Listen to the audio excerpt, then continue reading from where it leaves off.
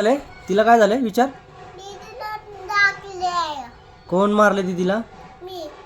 का मारलायस? तेला पण काय कर चोट लागली. काय विषय झालाय? दीदी कोण मारले तुला? त्याची माँ. का मारलायस तिला तू? त्याची माँनं मारली आहे. तिच्या मम्मीने मारली आहे का? नाही, त्याची माँ मारली आहे. माँ मारली आहे का तिची? हां. का मारली आहे?